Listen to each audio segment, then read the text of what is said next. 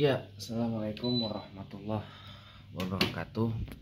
Kita coba ngevlog atau konten dengan posisi landscape ya, atau landscape. Mau coba saya karena kebetulan udah lama nggak bikin konten dalam posisi landscape atau landscape ya. Kali ini kita, tumpah air. Bentar ya. Nah, kali ini kita bicara tentang inna dina indallahil Islam ya. Bait pertama dari Al-Qur'an, surah Ali Imran ayat yang ke-19 yang masih dibaca oleh sebagian orang tua kita atau sebagian dari kita ketika wiridan, baik itu wiridan sebelum wiridan habis subuh atau wiridan habis maghrib. Karena biasanya kalau terutama orang-orang NU itu wirid maghrib, wirid subuh dan wirid maghrib itu panjang dan kebaca itu inna dina indallahil Islam kulillahumma sampai akhir itu.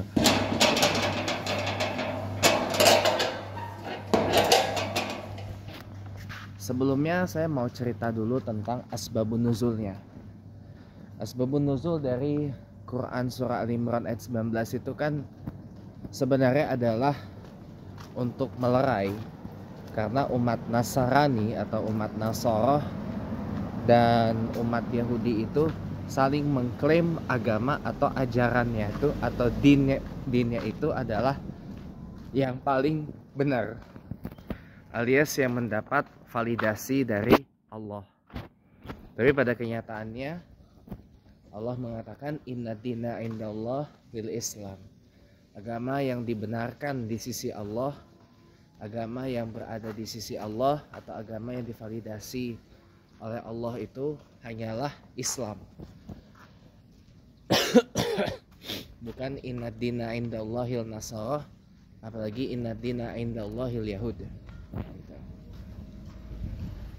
Nah, zaman sekarang ketika orang benar-benar kepengen melaksanakan syariah Islam itu dengan kuat banget, dengan kafah banget ya, berdasarkan interpretasi terhadap satu ayat di dalam Quran surah Al-Baqarah, udkhulu fisil ya ayyuhallazina amanu udkhulu fisil mikafah ya.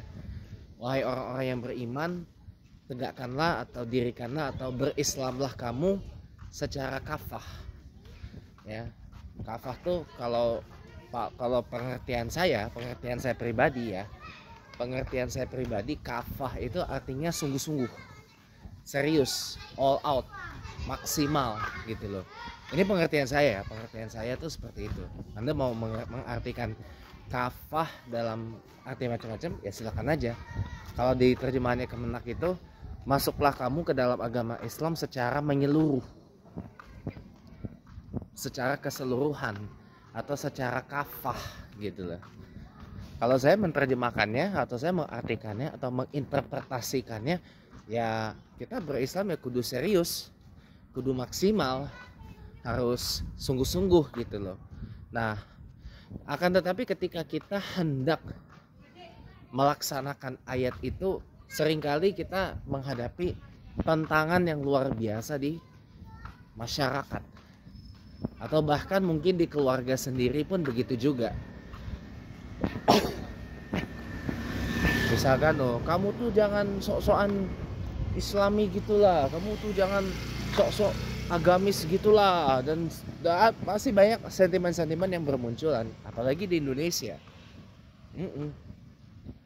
Di Indonesia ini tuh orang mulai antipati kepada Islam itu tuh udah lama sebenarnya. Sebenarnya kalau kita bicara awal dari efek 9/11 itu belum, tapi baru kerasa banget efeknya ini ketika ada yang namanya Hizbut Tahrir Indonesia, HTI, yang menganggap bahwa Pancasila, demokrasi, NKRI itu adalah kafir dan haram gitu loh. Nah, puncaknya ketika Islam itu dipolitisir di Pilgub Jakarta, pemilihan gubernur Jakarta 2017, puncaknya adalah yaitu orang makin a priori kepada Islam dan selalu menginterpretasi Islam itu sebagai semuanya tuh Arab. Iya, orang berbudaya Arab itu, orang budaya pasti identik dengan Arab. Nyatanya Islam itu bergerak kemana-mana gitu loh. Nah, ini yang membuat orang jadi agak kurang simpatik lagi sama Islam. Ditambah lagi juga orang sekarang ini udah, kalau boleh saya bilang, mati rasa gitu loh kepada Islam. Sekalipun orang itu di KTP-nya Islam, di KTP-nya, tetapi perasaannya gak ada lagi. Sudah tidak ada ghirah untuk berislam dengan serius gitu loh. Contoh misal, ini yang pengalaman yang saya alamin aja. Ketika mama saya ngomong ke bapak sambung saya dengan mengatakan, saya ini sholatnya tidak pernah tinggal, apalagi sholat subuhnya kan. Ada bapak sambung saya, cuman itu kan. Banyak yang bisa dilakukan gitu loh. Banyak di rumah ini yang bisa dilakuin. Kadang gimana ya, orang seperti itu tuh adalah cerminan.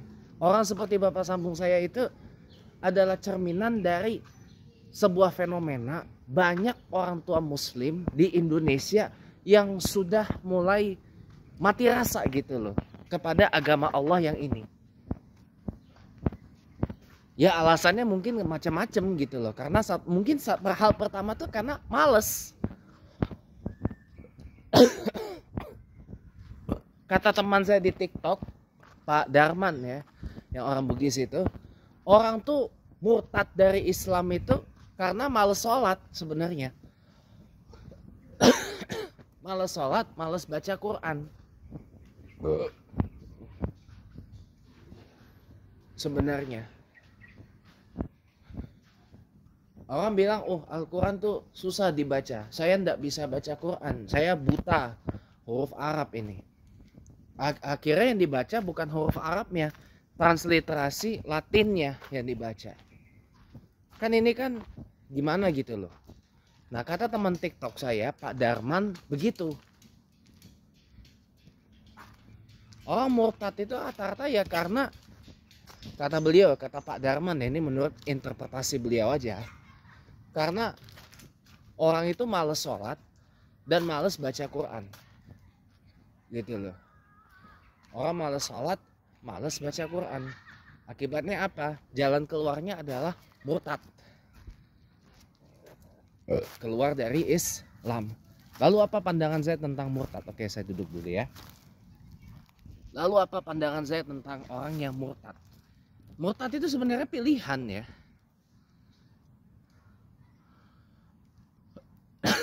Tapi bagi saya, orang kalau sudah murtad keluar dari Islam itu dia rugi sendiri loh. Rugi sendiri karena dia akan kehilangan satu privilege di mana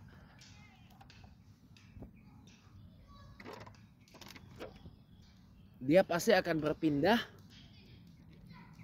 ke satu agama atau ke satu ajaran yang dimana ajaran dan agama itu tidak ada validasi dari Allah sama sekali. Tidak ada validasi langsung dari Allah seperti agama Islam ini.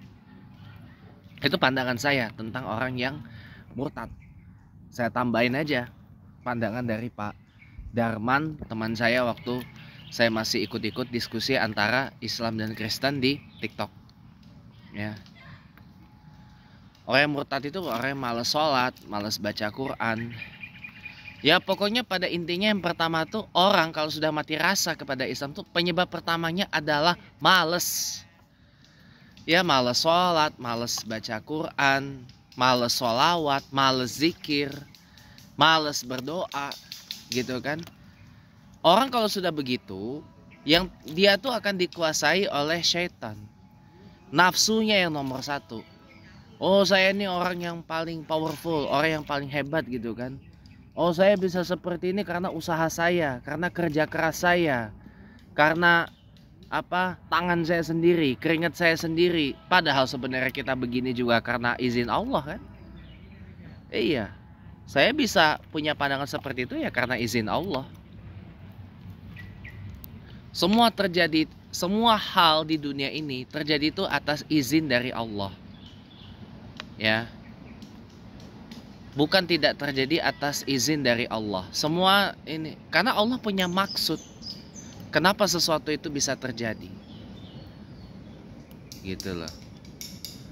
Orang kalau sudah mati rasa kepada Islam, kita mau sholat serajin apapun gak bakalan diapresiasi, gak bakalan dipandang sama orang.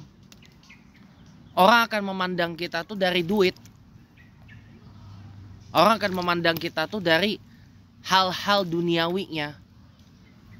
Misalkan dari rajin beberesan rumah, rajin kerja, dapat duit, dapat emas, dapat platinum, LDM-nya banyak dan seterusnya dan sebagainya. Orang lihat dari situ pasti. Ya, ini kan pemahaman yang sama dengan para penghujat-penghujat Islam yang berkeliaran di media sosial. Baik itu di Facebook maupun di TikTok. Iya. Kalau di Instagram saya jarang ketemu yang begitu. Apa mungkin saya nggak follow, wallahualam. Tapi di Facebook dan di TikTok saya ketemu banyak banget penghujat Islam yang argumentasinya tuh ngawur banget tentang yang namanya Islam ini. Ngawur banget. Ya. Bagi saya cara untuk melawan penghujat Islam itu adalah dengan membuktikan bahwa Islam itu nggak seperti apa yang dihujat gitu loh. Orang banyak bilang, Pak, Islam tuh susah, Pak. Loh, susahnya di mana? Islam ini agama yang memudahkan kok. Ya. Contoh misal, kita ndak bisa baca Quran. Ya siapa suruh baca Quran dulu? Orang baca Iqra dulu. Abatasajaha dazarozash dan seterusnya. Dikasih kemudahan. Al-Quran sekarang kalau tidak bisa baca Arab ada transliterasi Latinnya kalau buka aplikasi Quran di HP. Ya. Kalau kita sholat nih, nggak bisa berdiri, duduk. Nggak bisa duduk, baring. Dengan isyarah. Seakan-akan kita sholat. Kalau sedang dalam perjalanan jauh bisa dijamak. Jamak biasa atau jamak qashar. Kecuali subuh, ya. Termasuk telat sholat subuh. Ada satu dalil yang mengatakan boleh kok sholat subuh kalau sudah subuh tuh waktunya habis. Yang penting apa? Sholatlah selagi masih ingat sholat itu. Ini disampaikan dalil itu oleh guru kita, Profesor Dr. Haji Abdus Somad Batubara, Tuan Guru Syekh Profesor Dr. Haji Abdus Somad Batubara. Boleh kok kita sholat subuh selama masih ingat. Walaupun waktunya sudah habis, walaupun udah syuruk. Yang penting, oh iya, saya belum sholat subuh nih. Ya, sholat subuh nggak apa-apa, silahkan. Sholat subuh nggak apa-apa, silahkan, feel free. Yang penting apa? Masih ingat. Kalau sudah nggak ingat, lain soal. Jadi sebenarnya Islam itu sebenarnya banyak mudahnya. Tapi Islam itu sebenarnya banyak mudahnya, tapi tidak untuk dimudah-mudahkan. Banyak gampang, ini berisik karena banyak anak-anak ya, banyak anak-anak remaja tapi nggak apa-apa. Islam itu sebenarnya banyak mudahnya, banyak gampangnya, tapi tidak untuk digampang-gampangin, tidak untuk dimudah-mudahkan, tidak untuk diakal-akalin. ya. Dan tidak juga untuk dibuat disusah-susahin. Tidak sulit tapi tidak juga untuk disulit-sulitin. Jadi sebenarnya Islam itu banyak mudahnya. Ya kan? Kitanya justru yang buat sulit. Ya, fakta. Kitanya yang buat sulit. Fakta itu. Ya. Contoh-contohnya udah jelas kok. Kita ndak hafal banyak doa dalam bahasa Arab. Boleh kita doa pakai bahasa kita sendiri. Ya. Boleh. Yang larang siapa? Nggak ada. Oh, iya. Banyak loh, banyak kok mudahnya agama Islam itu. Tapi tidak untuk dimudah-mudahkan. Tidak juga untuk diakal-akalin. Ingat aja itu. Advice-nya. 5%. Tuh susah. 5. Apa? Jadi apa namanya, para saudara pemirsa, itu sorry ya berisik tuh, itu remaja-remaja alay, remaja-remaja tanggung itu yang ya begitulah, ya, biarin aja lah, biarkan mereka hidup dengan hidupnya mereka, biarkan mereka hidup dengan dunianya mereka. Kita jangan ngejudge gitu ya, ngejudge ini dan itu, tapi kita hanya bisa mengarahkan bahwa ini yang benar, itu yang tidak betul. Aja. Lanjut lagi. Jadi kita jangan sampai kita tuh mati rasa gitu loh kepada agama Allah ini. Karena kalau kita udah mati rasa kepada agama Allah ini, ya, orang sholat aja nggak dibanggain. Orang sholat aja diremehkan. Akibatnya apa? Seperti yang terjadi pada Pilpres 2024 ini. Kita diminta, disuruh, dianjurkan milih pemimpin yang sholat. Tapi ternyata mayoritas orang sini pada Pilpres kemarin milih presiden yang gak sholat. Milih pemimpin yang gak sholat. Coba itu. Ditanya, Pak sholatnya di mana? Nggak pernah jawab. Ada ditawar jadi khatib jemaat, nggak mau. Pernah satu ketika presiden terpilih ini, ya Prabowo Subianto sebut aja ya, disuruh imam, tapi malah nunjuk Yeni Wahid sebagai imam. Kok perempuan ngimam sholat laki-laki, geblek apa tolol itu namanya. Ya, perempuan ngimam sholat laki-laki dewasa itu goblok apa tolol. Ini kan berarti rusak sudah negara ini. Dipimpin oleh orang yang gak sholat sama sekali. Tapi orang-orang yang ngebela dia, yang ngedukung dia, mengatakan tuh kayak gini.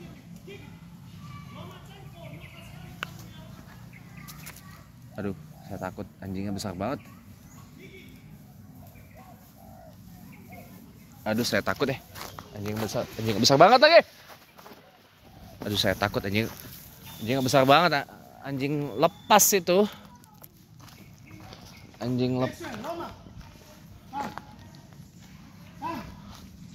Mana anjingnya besar banget lagi. Pindah yuk.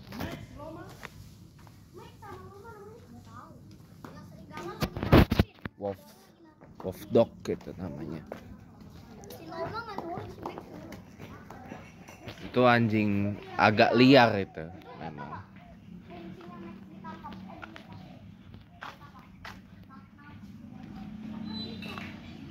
Iya. Besar banget lagi tuh anjingnya. Takut saya takut anjing. Nah, lanjut lagi kita ya. Jadi apa ya?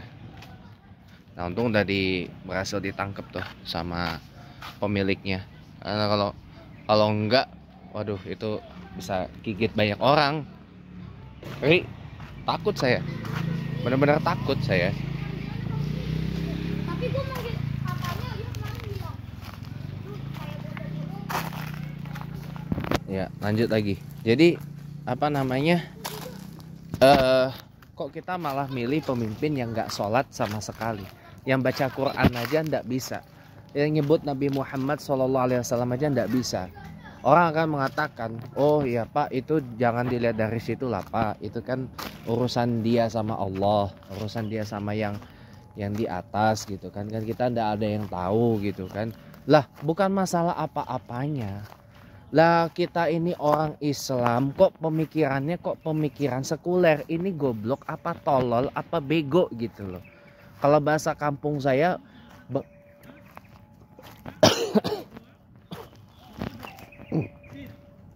kalau bahasa kampung saya tuh itu bengak apa buyan apa loloh gitu loh. Bahasa kampung saya Palembang itu. Ya.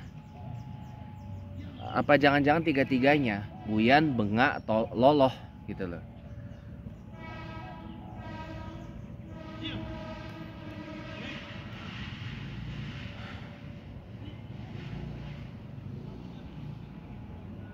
Jadi ya itu. Itulah yang kadang-kadang membuat saya tuh jadi rada bingung. Iya. Kenapa kok orang sampai mati rasa, sebegitu mati rasanya gitu loh sama agama Allah yang satu ini. Gitu loh. Orang sholat tuh gak bangga gitu. Malah milih pemimpin yang gak sholat sama sekali, yang gak bisa baca Quran. Nyebut Rasulullah Muhammad SAW saja ndak bisa.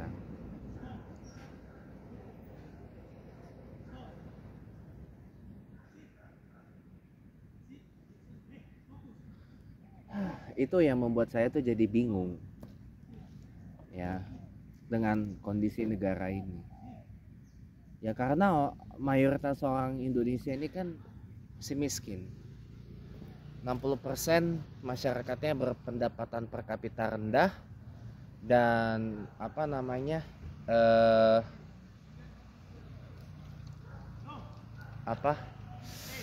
cuman pendidikannya itu cuman sekedar lulusan SD gitu loh. Jadi mana ngerti yang begituan. Mereka tuh ngertinya kalau ngasih duit. Makanya kemarin kenapa 02 Prabowo Subianto Gibran Raka Buming Raka bisa menang gede gitu ya. Itu karena efek bansos. Efek bansos, bagi-bagi beras, bagi-bagi duit, ditambah meddling. Kalau Anda nonton pagi tadi tayangan Sunday with James Cohen Smith Windsor, pasti Anda akan tahu kenapa 02 itu bisa menang gede daripada 01 maupun 03 di Pilpres 2024 kemarin. Kenapa Prabowo bisa menang gede dari Anies dan Ganjar di Pilpres kemarin gitu.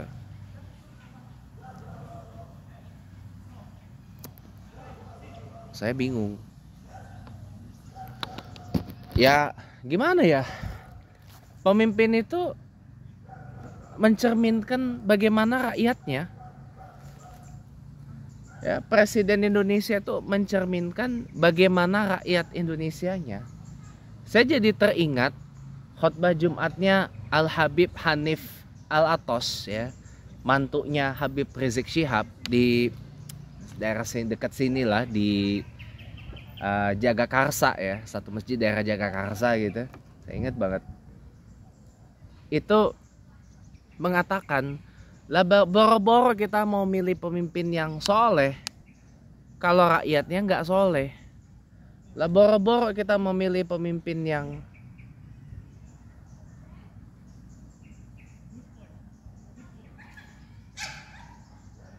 yang apa, bertakwa gitu kepada Allah, kalau rakyatnya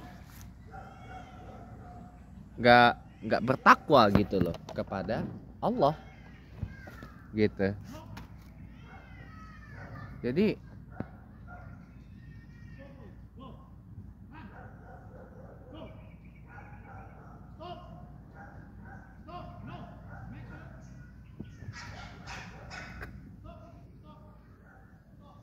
ya bagaimana kita gitu. Orang kafir itu melihara anjing liar kayak gitu, dilepasin bukannya malah ditangkepin apa digimanain, dikondisiin, malah digituin. Itu kan orang kafir itu yang kayak gitu. Ya kita yang orang Islam yang ngerti apa haram atau makruh melihara anjing itu nggak usah ikut-ikut lah ya, kayak gitulah ya. Itu tuh orang kafir, itu orang bukan Islam itu yang kayak gitu, yang begitu gitu tuh. Kita yang orang Islami yang sudah ngerti ya, udah yang Islam yang ngerti, yang paham kenapa apa melihara anjing itu hukumnya makruh ya, makruh, ada indikasi mendekati haram gitu ya. Nggak usah ikut-ikut ya, nggak usah ikut-ikut, nggak usah mempertanyakan ya, ikutin aja, pasti ada maksud dan tujuan baiknya kok. Itu orang kafir itu yang gitu, orang bukan Islam itu begitu. Lanjut lagi kita ya. Jadi saudara ya, tadi sampai mana kita bercerita tadi? Nah, jadi ya malulah kita punya presiden nggak sholat. Mau dibawa kemana negara ini? Ya kan? Makanya kalau saya sebenarnya lebih setuju itu amandemen kelima Undang-Undang Dasar 45 itu jalan dengan masukin Piagam Jakarta di situ. Harus ada upaya untuk membangkitkan lagi Piagam Jakarta, atau membangkitkan lagi apa yang dipandangkan oleh Buya Nasir. Itu oleh Buya Nasir.